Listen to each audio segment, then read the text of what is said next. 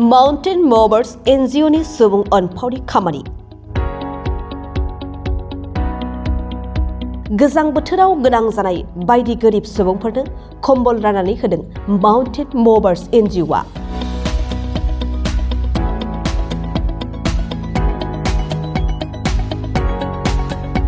बाक्सा जिल्लानि सिङाव थानाय बालुंदङा गामियाव दिनै माउन्टेन मुभार्स NGOआ गोजां बोथोरखौ नोजोर बोनानै गोरिब सुबुंफोरनो कम्बल राननानै होदों। समाजनि थाखाय खामानि मावनायनि थांखिजों गुबुन गुबुन फरायसालि आरो फरायसालिमानि बारग'नाय फरायसाफोरा खौसे जानानै सा 300निबो बांसिन सोद्रोमाफोरखौ लाफानानै 3 बोसोरनि सिगां बे NGOखौ दानाय जादोंमोन। बेबायदिनो गुबुन गुबुन बोसोराव समाजनि सुबुंफोरखौ बायदि बिथिंजों मदद होबोनाय बादिनो देग्लाय बोसोरावबो माउन्टेन मुभार्स NGOआ सा 200 गोरिब सुबुंफोरनो गोजां बोथोरखौ नोजोर बोनानै बाक्सानि बालुंदङायाव गांफा गांफा कम्बल राननानै होनायखौ नुनो मोन्दों। बिथांमोना फोरमायनाय बादिब्ला फैगौ समाव बिथांमोननि NGOआ बेबायदिनो समाजनि गोबां खामानिफोरखौ मावलांनो थांखि लानायखौ खौरां बिजोंनि गेजेरजों फोरमायनायखौ नुनो मोनो। बेराफारसेथिं गोजां बोथोरनि सुहाबनाय समाव कम्बल मोननो हानाय गोरिब मुलाम्फागिरि बिथांमोनहा कम्बल मोननानै गोजोननाय फोरमायदों आरो NGOनि मावथि बिथांमोननिसिम साबायखर बावदों।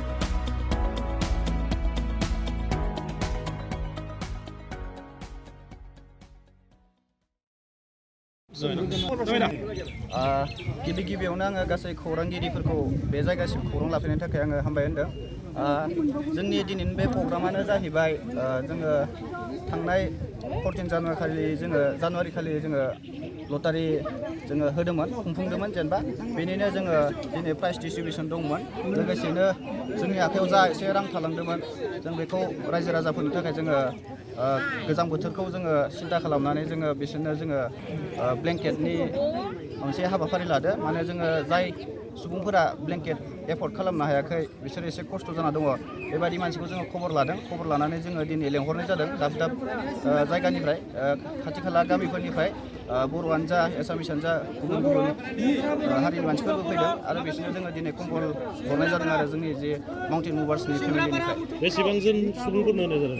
दिनै 200+ हरनाय जाबाय आरो जोङो दिनैल' नङा, जोङो गाबोनफोरबो जोङो जाय सुबुंफोरानो जे फैनो हायाखै जेनेबा बिसोरनि देहाफोरा मोजां नङा, बिसिम फैनो हायाखै, बिसोर बिसिनायाव दङ, बेबायदि मानसिनो जोङो न'आव थांनो हागोन। आरो जोङो मोनसे प्रग्राम दंबावो, जोंना बे प्रग्रामाव जोङो जोंनि उन्दै उन्दै बिदा जोंनि फंबाय बिनानावमोननो जोङो बिसिनि लेखा फरायनायाव जा नांगौ जादों, जा कपि बिजाब नांगौ जादों, बेबायदिखौ जों खबर लानानै जोङो हैनायनि हाबाफारि लादों आरो जोंनि जे रां थालांनाय फैसाजों। जिहेतु माउन्टेन मुभार्सआ जोंनि बुंनो थाङोबा बेयो जोंनि फ्रेन्ड्स बा ब्रादारसुड बेयो। जों कलेजाव जा लोगोजों लोगो मोनलायनानै जोङो बेखौ जोङो मोनसे हेल्प बा मोनसे चेरिटिनि थाखाय जोङो बेखौ खालामनाय जादों आरो जायनिखि जोंनि गेजेरावनो सोरहाबा फेमिलियाव माबा मोनसे बिपद जायोबा बेखौबो जोङो जोंनि बे फेमिलिनिफ्राय जों खबर लायो बा जोङो हेल्प होयो।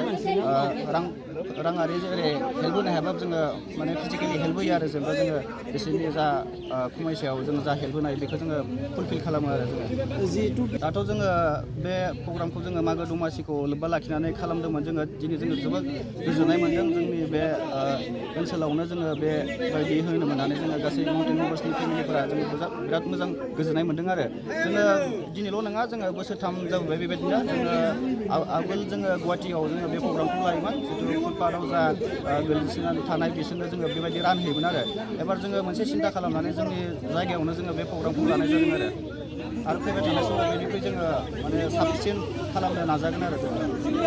दा जोंनाव माउन्टेन मुभार्सनि मेम्बार हिसाबै जोंना 300+ एक्टिभ मेम्बार्स दङ आरो जोंहा दंबावो दाब दाब जायगानिफ्राय जोंनि लोगोफोर दङ। जों कलेजाव जेराव लोगो मोनलायनाय बा गामियाव लोगो मोनलायनाय बेबायदिनो जोङो बिराद एक्टिभै दङ आरो जेनेबा बोसोराव आरो जोङो गेट टुगेदार जायो। जोङो जितु लावखार ओंखाम जानाय बेखौ लोब्बा लाखिनानै गासैबो बेयाव जोङो जमा लोगो मोनलायो आरो।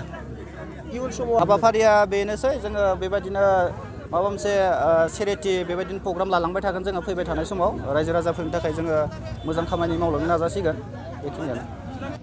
बे कम्बलखौ जोंनिनो फिसाफोर खेला होनाय मा नाम माउन्टेन्स माबा कमिटिया होदों आरो ना कमिटिया होदों जितु बे गोजां बोथोराव बेखौ मोननानै माबायदि मोनदों कम्बलखौ मोननानै बे गोजां बोथोराव दि बे कम्बलखौ बोराय बुरैनो दि होदोंमोन जोबोद गोजोननाय मोनदों आरो बेफोरबायदिनो जाहाथे फिसाफ्रा बेबायदि आरो उनफोराव खेलाफोर होबा आरो बिदिनो बोराय बुरैनो गोजां बोथोरनि थाखाय रेहाय बा सहाय होदों जाहाथे बिदिनो होलांबाय थानो हाथों बोसोर गोदाननि फिसाफोरखौ जौगालांबाय थाथों होननानै आं बोर सारस्रिनाय बे जायगानि मुङा हाजिरा ना फालुगदङा बाक्सा जिल्लानि सिङाव थानाय हाजिरा गामिनि फालुगदङा जायगा बेसेबांसो मानसिफोरनो होनाया बहुदानो होजादों 200 जननि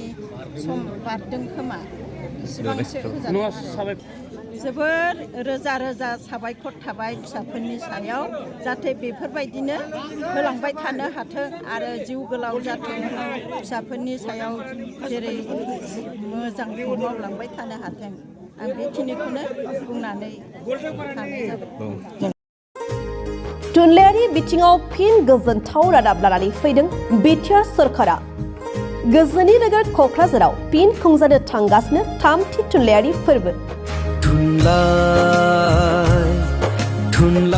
सोलिफु जानुवारि दाननि फैगौ 27, 28 आरो 29 जानुवारियाव सानथामनि हाबाफारिजों खुंजागोन 3थि क'क्राझार लिटारेरि फेस्टिभेल एबा 3थि क'क्राझार थुनलाइयारि फोरबो बिटिआर सरकारनि बानजायनायाव सिगां बोसोरफोराव खुंबोनाय बायदिनो देग्लायबो बिटिआरनि गाहाय राजथावनि गोजोननि नोगोर क'क्राझारनि सान्दामारियाव थानाय बड'सा कालचारेल कमप्लेक्सआव सानथामनि हाबाफारिजों खुंनो लादों 3थि क'क्राझार लिटारेरि फेस्टिभेलखौ सिगां बोसोरफोरनि बायदिनो बे खेबावबो हादरनि गुबुन गुबुन रायजोफोरनि खना खनला थानाय हारि हारिसाफोरनि खन्थाइगिरि थुनलाइगिरिफोरजों लोगोसे गुबुन बायजो हादरफोरनिफ्रायबो गोबां मुंदांखा लिरगिरि थुनलाइगिरि सोलोंथाइगिरिफ्रा बाहागो लाफैगोन थुनलाइ मुलुगखौ दावगाहोनो हादरनि खना खनला थानाय हारि हारिसाफोरनि राव थुनलाइखौ सोराङाव लाबोनो मुलुगनाङै थुनलाइगिरिफोरनि गेजेराव लोगो हमलायनाय खाबुनि गेजेरजों गाव गावनि राव थुनलाइनि सोमोन्दै मिथिहोलायनाय